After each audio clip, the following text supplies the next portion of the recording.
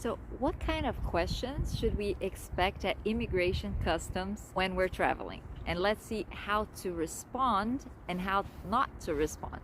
First and foremost, be prepared and be polite and respectful. Be direct in your answers. Be clear. Keep your answers short. First question, what's the purpose of your trip?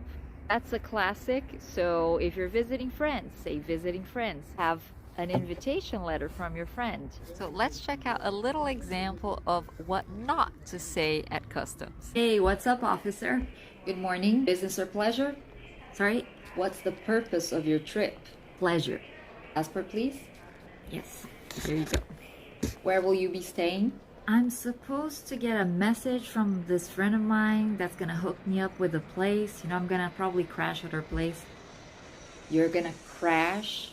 She said she was gonna text me. She's gonna hook you up. Do you have her address? Still didn't get her address. You don't have an address, don't know where you're staying. Yeah, well, I just like to enjoy life, just wing it. Okay, so you wing it. I see. May I have your return ticket, please? A return? Not yet. I haven't figured it out. You don't have a return ticket? Oh, I need to have the return ticket? Oof.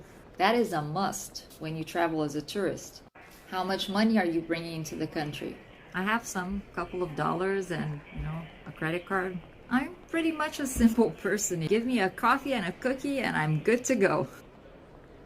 And what do you do for a living? I'm kind of in between jobs, so I'm just waiting to see what the future holds. So unemployed. Ma'am, I'm gonna need you to step aside, please, and follow me into that room. Thank you. To that room? Okay.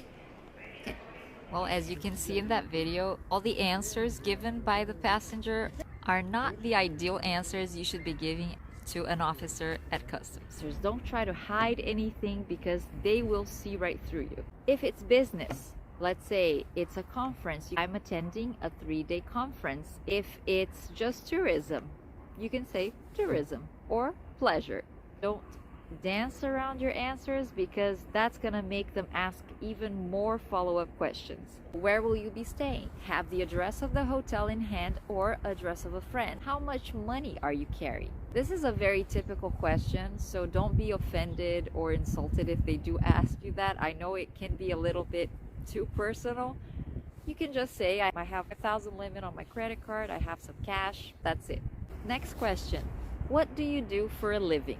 So what is your profession? What is your job? If you're a mechanic, say, I'm a mechanic. If an architect, I'm an architect. If you're a teacher, that's it.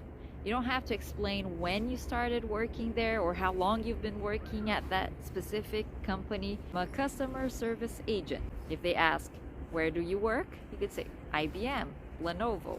Another good thing to have in hand when you're traveling as a tourist is to have a letter from the company you work for stating that you are an employee there. The next question, how long will you be staying?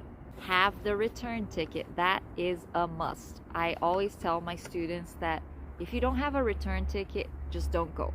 The risks of being sent back are high. If you don't know the exact date yet, just buy the return ticket and change it later, but make sure you have that proof because they will ask, especially if you're a first-time traveler. And another useful tip is to not be constantly checking your phone, especially when you're in line waiting, because they're observing everyone in line, so be aware of that. That's it for today, guys. I'll be continuing the Travel English series on the next upcoming videos, covering the topics hotel check-in, airport check-in, on the plane, etc.